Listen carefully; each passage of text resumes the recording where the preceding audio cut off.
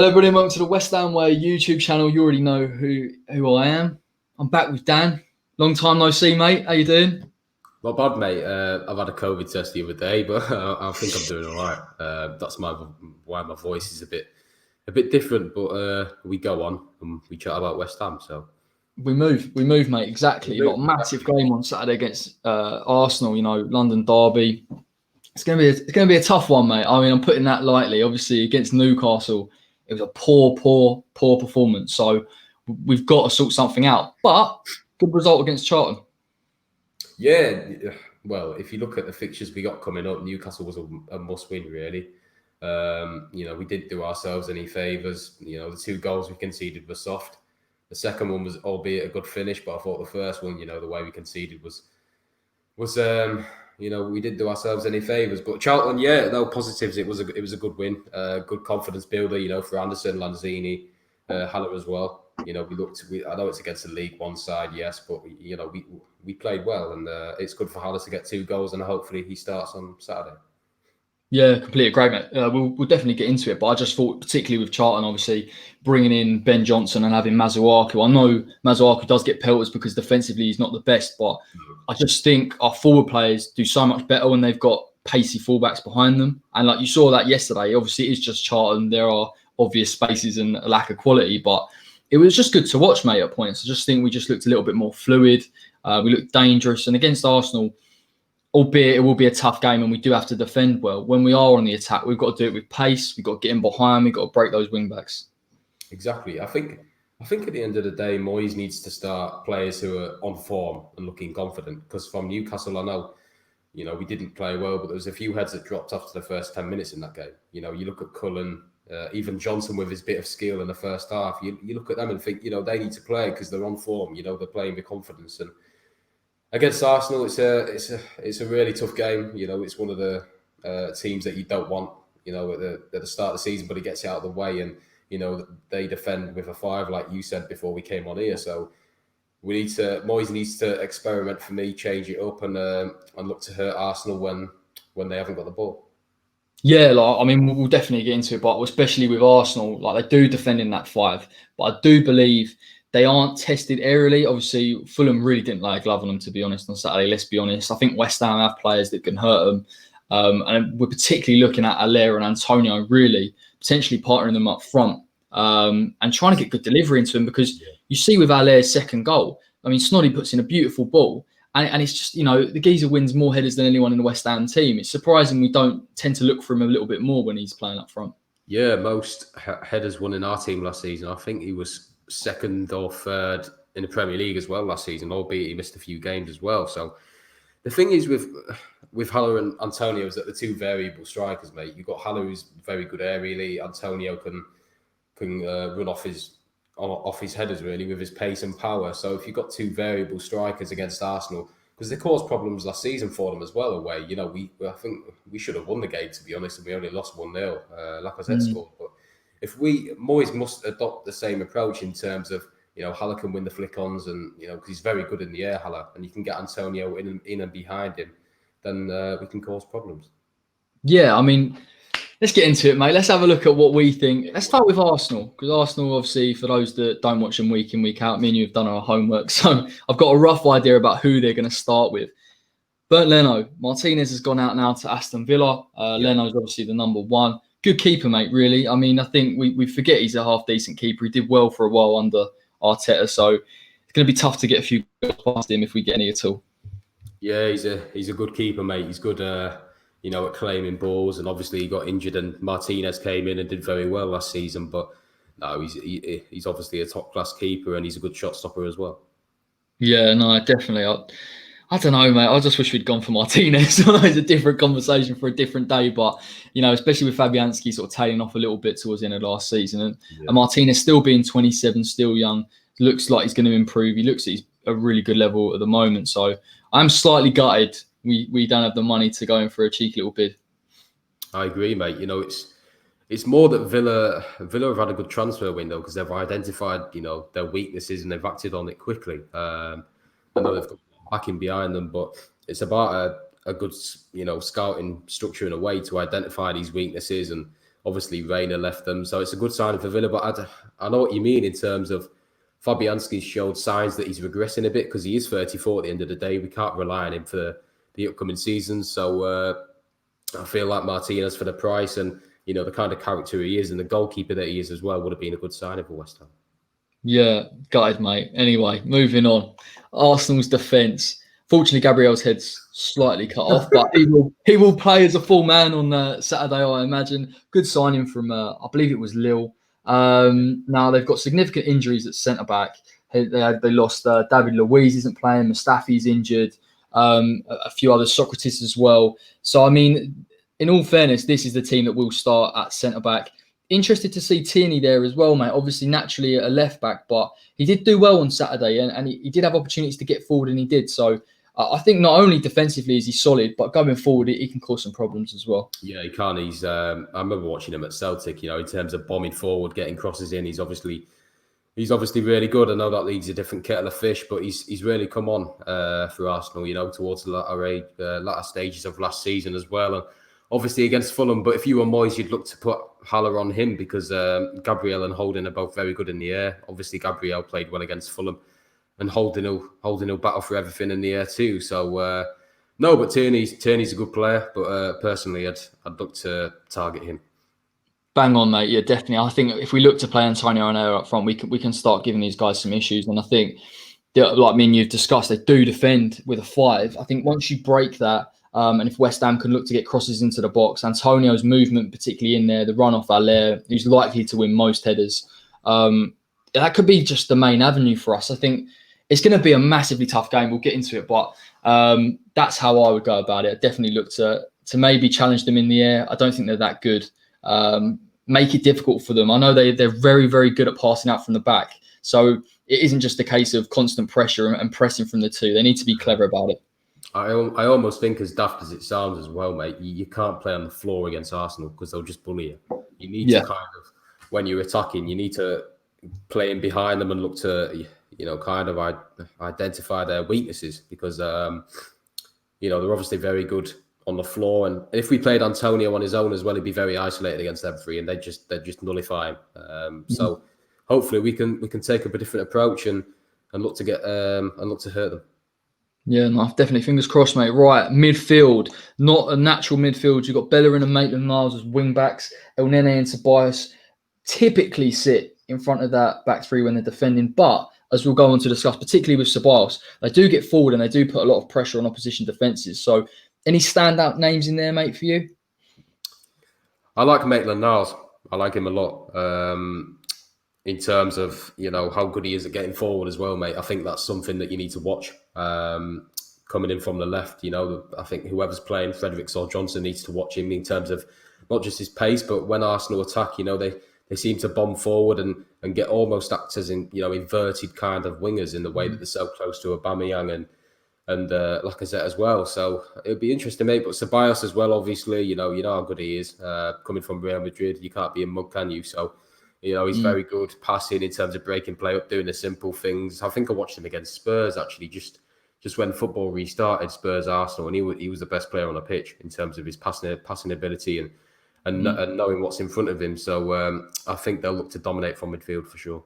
Dangerous, mate. Them fullbacks are really dangerous. I mean, they are good players. I'm not taking it away from them, but particularly within that system, defensively, they'll sit deep when they have to. But both of them are very quick as well. And what you see when Arsenal go on the attack, they're happy to invert. And when you've got the likes of Willian, Lacazette, Aubameyang, and then you've got more options centrally, it just becomes, there's just an overload in the defence. And West Ham typically, particularly what we saw against Newcastle, when at points you had just Diop and Bonner at the back, that's going to cause us huge issues, mate. We can't afford to push too high and get counter-attacked because these guys they've got the players to ultimately create chances, and we'll get onto it. They've got players to score as well. Exactly, mate. It's almost in a way suicidal, the fact that, if you push our wing-backs up too high up the pitch, these guys, Bellerin, Maitland-Niles, will just get round you and they'll have the intelligence to just attack the space in behind. And obviously with Diop looking to intercept and being a bit eager sometimes with his positional sense, you look at Aubameyang to get in behind him. So they can cause a lot of problems, and they probably will as well. It's just if we can keep the goal tally down and obviously get a few goals ourselves. Yeah, no, definitely. It's gonna be a tough one. That midfield battle is going to be really interesting for us. Particularly with players like Tommy Soucek and Declan Rice. They're going to have to be not only wary in terms of central threats, but obviously, as we say, the width and the pace. They're going to have to cover for potentially for Fredericks and Creswell. Yeah, I think exactly, mate. I actually think Rice against El Neni will be a really good battle because I think in a way they're two similar players. Obviously, Rice is, for me and you, probably the better player and many of the West Ham fans. But, in terms of, the passing range and stuff, it'll be a good battle for them. And obviously, Tommy Soucek will look to bomb forward a bit, and Ceballos isn't, obviously, he tends to get forward more. So in terms of defensive lapses, that's where you look to attack against Arsenal. So hopefully we can do that. Yeah, definitely. And let's have a look at the forwards. We're all scared, so let's just get it out of the way. Willian coming from Chelsea has been a good signing so far. Obviously, free kick specialist, good deliveries, great at dribbling, got the ability to nick the odd goal. I mean, a real, I think there were eyebrows raised when he come to Arsenal, but watching them on Saturday, I can see why they've done it. I mean, he can play. He's getting on. He's not as quick as he used to be, but he's still got that technical quality, and I think that's what Arsenal's forward three don't necessarily look to play as natural wingers, particularly Willian and Aubameyang. They look to cut in, and I think that's why they'll do well this season. Yeah, I think Arteta's looking to play a similar way to what, obviously, he was there when Pep was, at City, in terms of inverted wingers. And obviously, Willian's, such a good player. He's a winner. He's got experience. And I think that's what they needed because they had Pepe last season. And as highly as I do rate Pepe, and I'm sure you do as well, I think Willian just adds that, bit of experience and quality that they sometimes lack in the final third. Obviously, Aubameyang signing a new deal as well, which is typical before the West Ham game because he'll probably have to celebrate. And Lacazette as well, for me, he's underrated in terms of his finishing. He's a really, really good player and he always scores against us. He did last time, but no, that's obviously a really dangerous front three and they'll cause problems for anyone on the day. So, yeah, I'll tell you what, mate, with the Lacazette thing, I think a lot of Arsenal fans potentially thought he'd leave maybe to Atletico Madrid this summer. But when I watched him play, obviously he did get his goal and fair play to him and he's a good finisher. But a lot of times he was happy to come deep. And I think that's the thing in Arteta's system. Lacazette is used almost like a hold-up man. And he is very good at it, using his body and shielding the ball. But I think by having a player like that is a threat in behind and attracts a lot of, defensive midfielders and centre-backs to him, he draws players in. And that's where Arsenal use their width and they use their pace to get in behind. Exactly, mate. You're spot on. And the thing is as well, what's so dangerous about this front three is that I'm looking at them, they can all rotate. Lacazette can even go on the wing. Aubameyang can go up front. They'll constantly rotate and look to cause problems. If it's not working, they can experiment because obviously they've got the squad depth to do that. Bring Pepe on maybe as well. But even Willian can play a false nine at times and look to, with his small frame and low centre of gravity, just getting behind quickly in behind West Ham and cause problems. So there's a few goals in that side, I think, mate. Yeah, I am slightly scared, but we'll move on. Anyway, let's get to West Ham. Right, now, in goal, needless to say, I reckon Fabi will be there.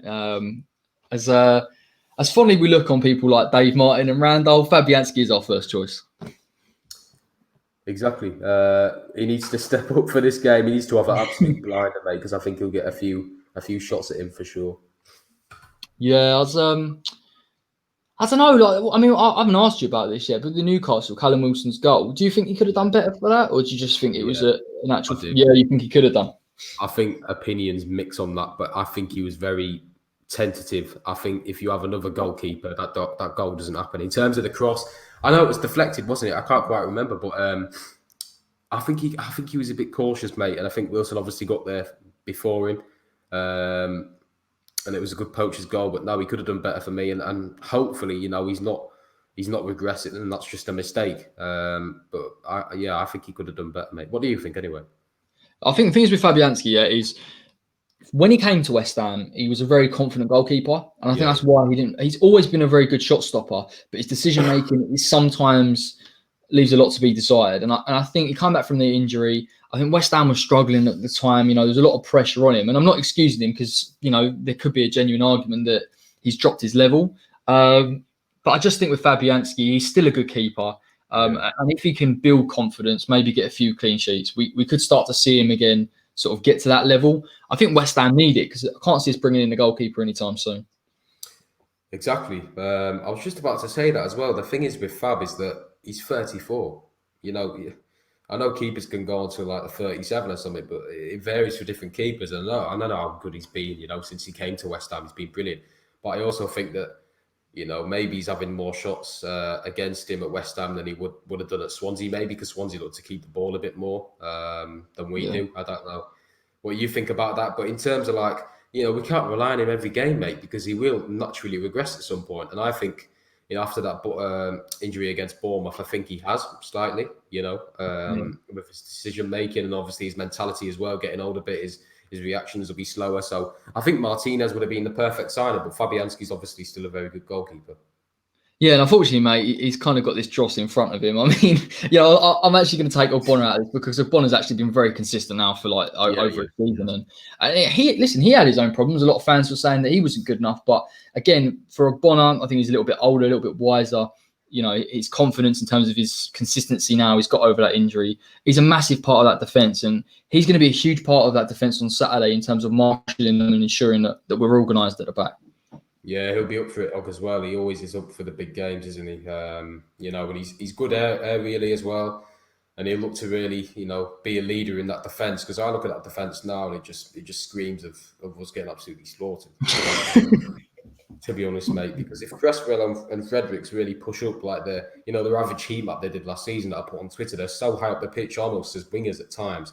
And if they do that, you've got Maitland-Niles, Bellerin, Aubameyang all doubling up on them, which is what they'll look to do anyway. And then obviously Diop, because he's so eager at times, he almost likes to look to intercept the ball high up the pitch and step up away from the defensive line. So that leaves Ogbonna to shoulder responsibility, and then it leaves us exposed in little small pockets that Willian will pick up. So I think we need to make a few changes, mate. Don't you think? Yeah, like the observation from Saturday was, I think Moyes wants to have, he wants to have the fullbacks bombing on him. He wants to have them with a little bit of pace, and he wants them to provide that width. And what I saw was the likes of Declan Rice sitting in beside Diop and Ogbonna when they started to push on, and that could just be a tactical thing where he knows that they could get exploited. But I don't think in terms of West Ham's overall play that it is helping. I think when we saw against Charlton, where you had Masuaku and Johnson much more mobile fullbacks, especially Johnson very competent at defending as well, it gives the attacking players the license to get forward. And I just feel like the likes of Souček and Rice are really conscious that our fullbacks are going to get annihilated if a team comes with 2 or 3 or tries an overlap or tries an overload. So it isn't just defensively we've got issues with these two. In some instances, it just prevents us from getting forward. And we talk about Haller, constantly. Is he a good player? Isn't he a good player? But when you've got fullbacks that are progressive, you've got an attacking team beside him, he thrives. We see it in pre-season. So he's got to address it, mate. He either addresses it on Saturday, and in my opinion, he puts Johnson in, or he just looks to get someone in this transfer window.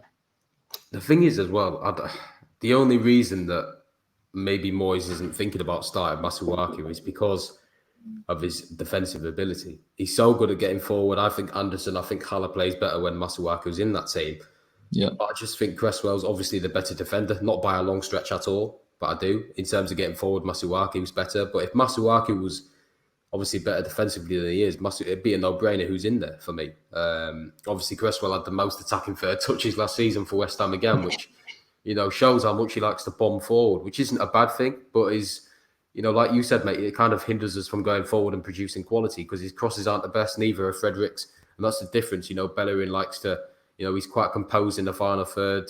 So's Maitland-Niles as well. So that'd be the difference. But, like you said, I'd look to include Ben Johnson or at least, Masuaku, one of the two anyway, because I don't think he'll change both. Yeah, no, I think you're right. I mean, we know Moyes loves his stability in terms of his selection choice, but I think Masuaku, it's got to that stage now where Cresswell is so poor. Like you say, he's not bad defensively. He's better than Masuaku, he's a natural defender, but going forward, it exposes spaces in behind. And you look at Masuaku, and I know it's Charlton, and everyone has this argument over social media. Can he play that position? Can't he? But if Declan Rice is going to sit in beside your Diops and your Ogbonna, and he is going to cover, what have we got to lose in trying to play Masuaku at left wing back? I think he can bomb on. He causes teams issues. He's very good, like in terms of his dribbling ability. His delivery's not bad either. He's actually a goal threat as well at points. So I kind of look at him and just say, surely we can do better. Why not give him a chance? Yeah, to be fair, mate, I'm at the same point in terms of Moyes just needs to just kind of be ballsy in a way. And I know that, like, obviously Rice can cover as well. He's got the legs. Tommy Souček can. Maybe even you look to play Cullen as well as free holding midfielders, so that you know, if Masuaku's higher up the pitch, that gives him the license, and then Cullen can cover behind him. You know, it wouldn't be the worst option in the world. And like you said, you know, Masuaku on his day is one of the best dribblers at the club at the moment. You know, he's got insane skill about him as well. So if you look at to maybe target Bellerin and Rob Holding with Masuaku and obviously whoever's on the left, then it could cause problems, mate. Yeah, moving on to the midfield. Listen, Rice and Souček for me are you know, definite starters. They offer so much defensively. Going forward as well, we'll get to Souček's stats, but he's a threat in the box. You know, Rice is fantastic in terms of his interceptions and his passing range.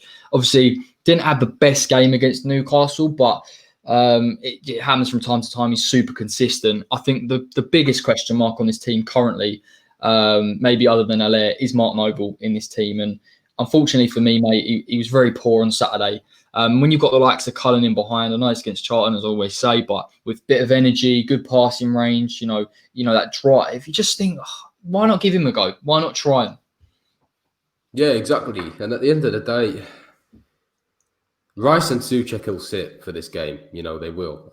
So you cannot rely on Noble to keep, you know, to have legs to run about and to pressure them and, you know, all that, because Noble will sit in front of them too, you know, as you can see on the screen, but they'll just overrun the midfield and they'll just target Rice and Souček and look to nullify them both. So, like you said, mate, I'd look to play Cullen there. It'd be a perfect game as well for someone like Chet Kuyate.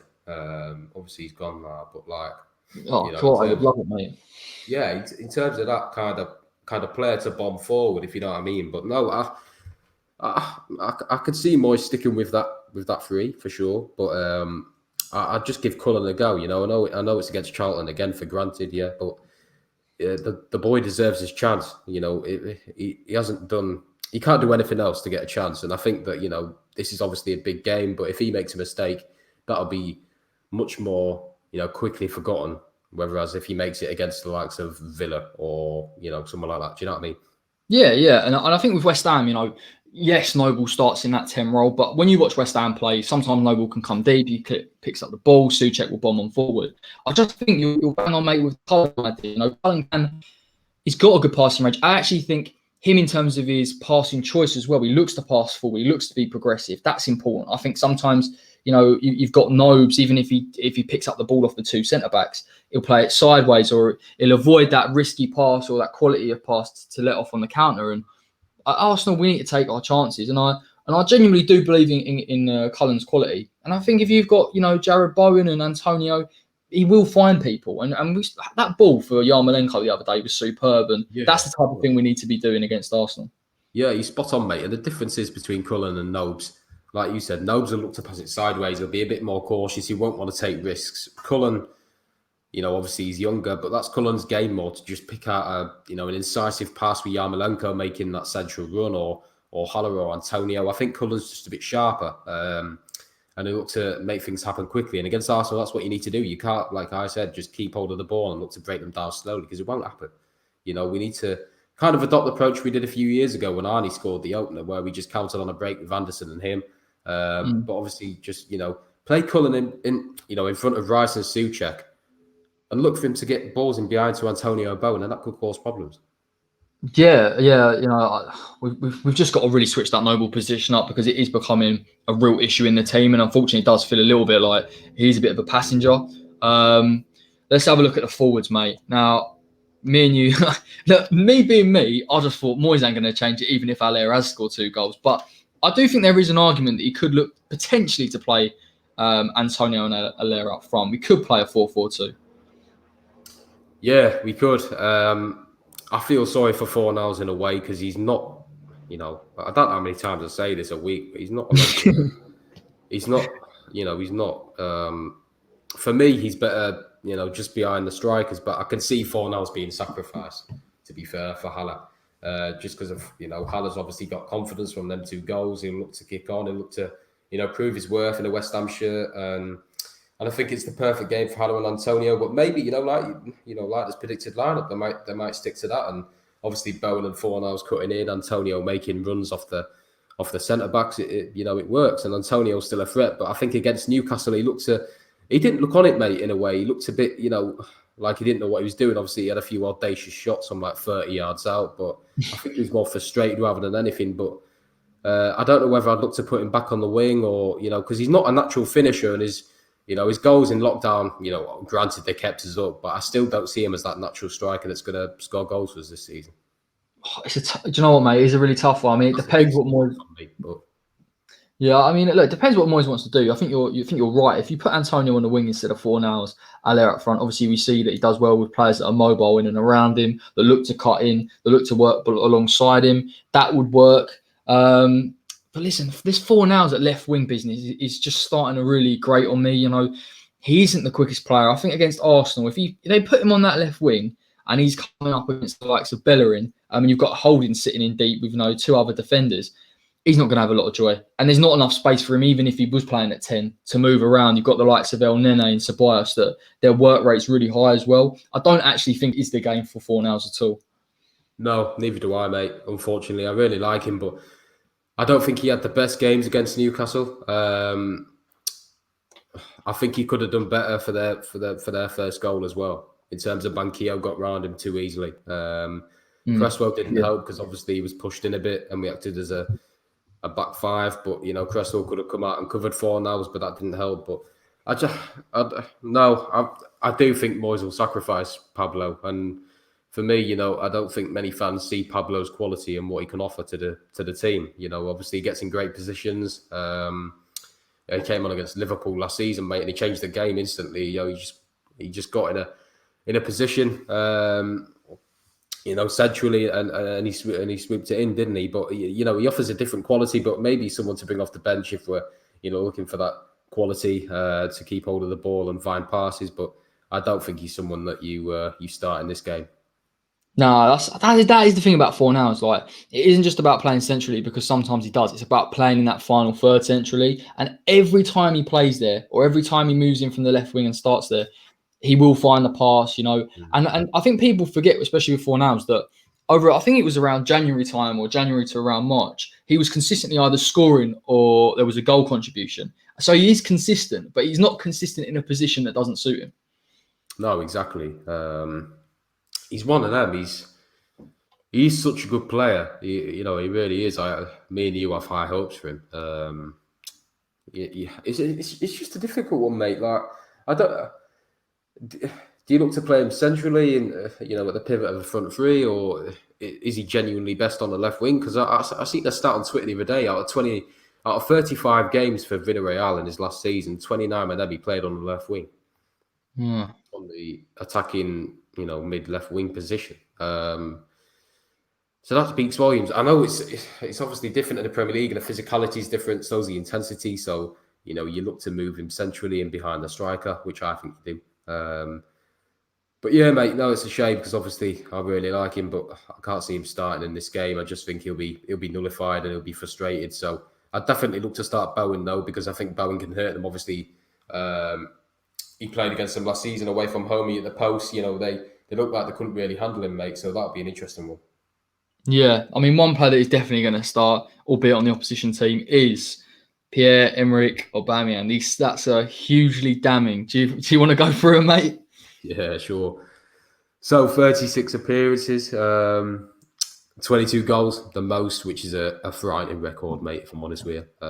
No wonder they're comparing him to Thierry Henry. 15.8 XG, basically that means expected goals for a season, and he's surpassed that quite easily, which was the most in the squad as well, 15.8.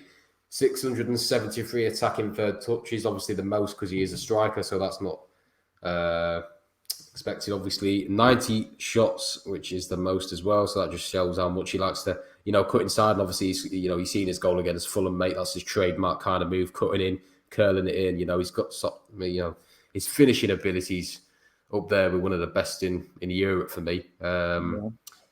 His dribbling actually surprised me. Not that many. I think it was about 6th or 7th on the list in terms of, But I think as he's got older, he doesn't really rely on his dribbling. He's more his positional sense and looking to cut inside rather than, looking to dribble past players all the time. I'm 37 aerial duels won as well, which is quite good. He's quite athletic, obviously. So, that shows his versatility in a way to almost score headers and be a threat in the air too.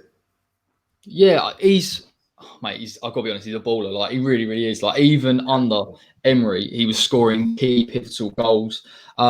There are comparisons to Emery, not just because of the goal scoring record, but obviously because he likes to come off the wing. Some people, if you watched football but didn't understand him, you'd think that he was a winger. But the amount of times he cuts in onto his right from the left and scores, his finishing ability as well. See, 22 goals in 36. That's clinical, mate. And that wasn't in a high performing team. He makes you think if he was in a Manchester City or a Liverpool, how many goals this guy would really get. And yeah, I suppose, not too many successful dribbles, but I think where Arteta's done really well with him is released him of defensive responsibilities. He really is a key man, particularly against Man City in that FA Cup semi-final, where he was just told, just stick up front, wait for your chance and take it. And obviously that one ball over the top from Tierney and he took it. So he's going to be huge for them, mate. And I'm a bit concerned that he's just signed a new contract as well.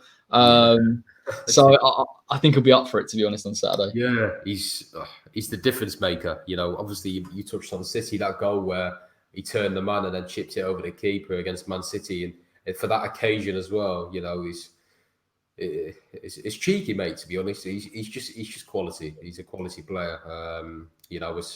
Obviously he's very highly regarded. He signed a new 3-year deal, which is obviously typical before West Ham game, But no, he's Arteta's main man. Like you said, if he was at Real Madrid, Man City, Liverpool, he'd probably get 30 plus a season quite easily. But no, honestly, his quality, the range of goals he scores, and the threat he is all the time, he's almost unstoppable. So it's a big signing for them.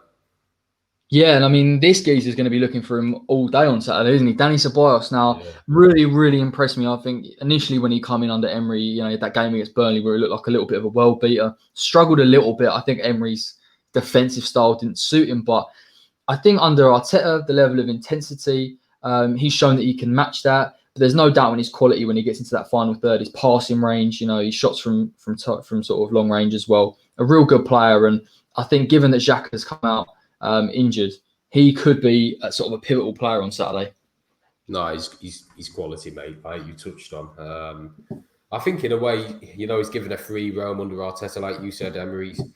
That Arsenal's leaky defence. He had to, he had more defensive responsibility on his shoulders. That's not really his game. He likes to bomb forward a bit and link up play. And like I said, I watched him against Spurs away. Obviously, I've seen him a bit more, but that particular game in lockdown, he absolutely ran the show.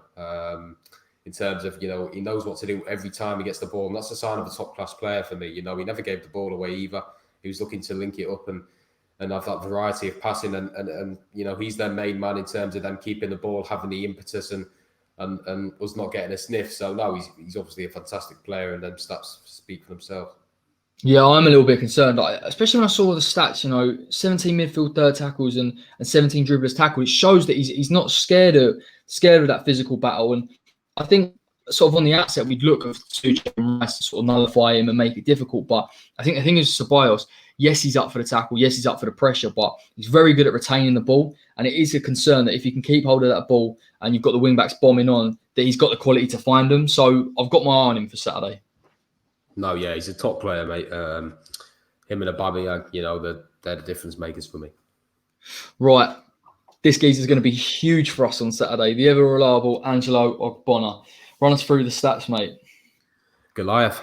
31 appearances, 78 blocks, which is the most. Doesn't surprise me. He throws his body in front of anything. 171 clearances, which is obviously second. I think Diop was first. He had a few more. Diop had close to 200, I think. 108 aerial duels won. Second behind Haller, just shows how good he is in the air. 20 interceptions, which was impressive as well. He reads the game really well, Angelo. Makes him an all-round good defender, which could help in preventing Lacazette from getting into dangerous positions. 29 defensive third tackles.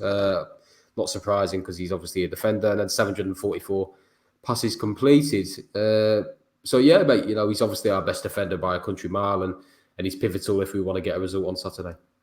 Yeah, he's a leader. He's a threat from set pieces as well, defending and attacking.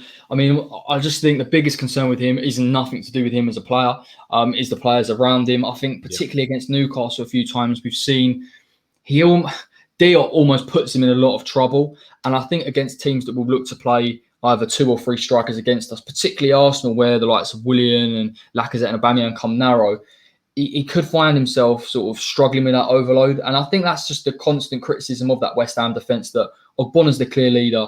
Ogbonna knows what he's doing. His decision-making is very good. But the players around him just aren't helping him out. Exactly, mate. He's spot on with the likes of Diop, and the fullbacks as well. They don't help him at all. I feel sorry for Angelo in a way. Obviously, a few seasons ago, there was question marks whether he'd actually returned to his best. He had that niggling injury, didn't he, that we didn't know about. He got it operated on. Obviously, he's come back and he's, he's obviously a brilliant defender.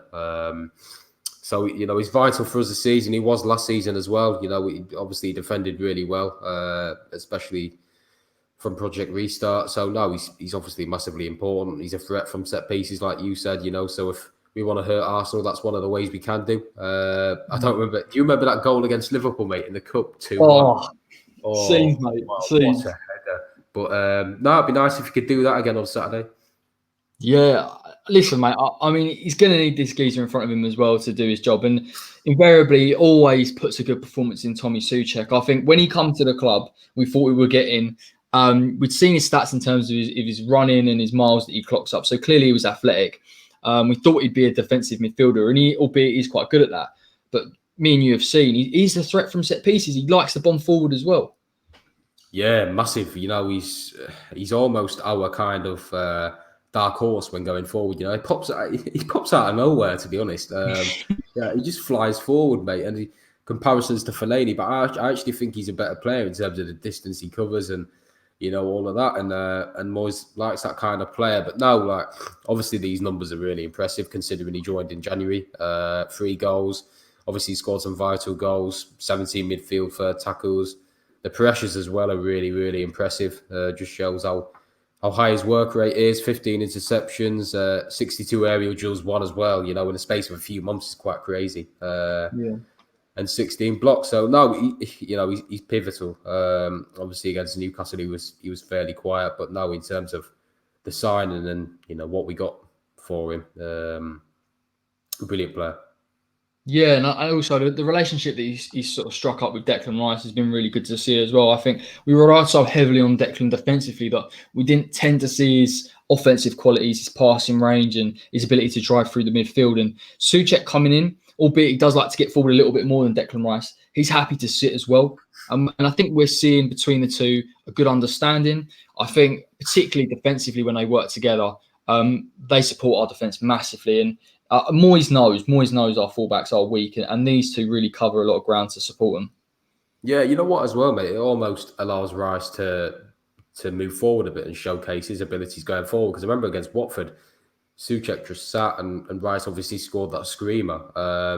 So they both complement each other really well. Rice was lacking that, that partner in midfield, and now he's got it. And it allows Noble to obviously bomb further forward like he can do at times, or even the chance for Cullen. So no, obviously Souček's been a great addition. And so is Bowen as well. Right. That's all the dangermen. That's the preview, mate. We've covered it all. We've covered every angle. Listen, mate, I'm going to ask you, what do you think the score is going to be on Saturday? We've analysed it to death, but ultimately, how many goals are going to get scored? Are West Ham going to get a result, or are we going to struggle? I want to be optimistic because obviously we're on a West Ham YouTube channel. Gee. The defence doesn't fill me with confidence. And obviously we're coming up against Arsenal, but West Ham over years, say we'll lose to Newcastle, we'll beat Arsenal, won't we? But I don't know. I don't know. Come on, Dan, make a decision. They'll score a few. I think it'll be 3-1. I think they're too much for us. With Aubameyang, Lacazette, their midfield as well. We'll overrun ours, I think. But I just think they're prolificness up front is too much for us, mate. Yeah, I tend to agree. I do think there's going to be a lot of goals scored, particularly from Arsenal. I just think, I did the homework and I was kind of optimistic, not massively because I knew they were a great team, but when I did my homework today and watched it, I went, oh no, they are the perfect foil against West Ham. They're everything that West Ham struggle with: pace, numbers in the box, inability to defend sometimes. Unfortunately for us, I do believe even if the likes of Rice, Souček, or Bonner, even like Diop have a good game, I think I can see them scoring goals. The only caveat to that would be that West Ham can score in the box from set pieces. We are a threat. I think Arsenal haven't really shown their mettle in terms of that. So I do think maybe we can get a goal. I'd love us to, I'd love a 1-0. I'd really love a 1-0, but I just feel like 3-1, maybe 4-1. I just hope we don't get to the 70th minute and then we just completely fall apart and then it just becomes a circus act. Yeah. But we should have won there last time. We defended really well as well, but it just took a bit of quality from them. I think it was a ball over top, headed across to Lacazette, and he scored. It was the tiniest lapse, and if we make a few of them, they'll put a few past us. So we need to be on it. We need to be perfect everywhere on the pitch. We need a bit of luck as well. Hopefully we can get that, but we definitely need to play Haller up top with Antonio to get a chance of even getting a result. Yeah, no, definitely. I'd like to see Haller play, particularly after his performance. Right, that's the preview done. We're going to return for extra time. Danny's back, everybody. I know you've missed him a lot. I've had to cover his shift, but we will be back on Saturday. I'm looking forward to it, mate, despite the result. No, yeah, looking forward to it. Speaking to the fans as well about the results. They're more than welcome to come on, as we say all the time. But that'd be good. Be good to watch along as well, mate, with you, because obviously, there's no fans in at the moment, so it's a bit shit watching it on your own. I shouldn't have said. Yeah, I feel your pain. Do you know what? I'm looking forward to it, mate. Oh God, do you know what? When we did the last watch-alongs, it was quite relaxed because it was just a pre-season and we were sort of winning. I'll tell you what, if we go 3-0 down, mate, I'm gonna lose the plot, particularly on camera. So listen, fingers crossed for my own reputation as much as anything else. If we go 3-0 down, mate, I'm tanning the wine from the fridge over there. Yeah, just got a box of like Heineken next to me the whole game. I'm pissed, but no. Oh God, listen, mate. As always, a pleasure. We'll be back soon. And until next time, everybody, take care.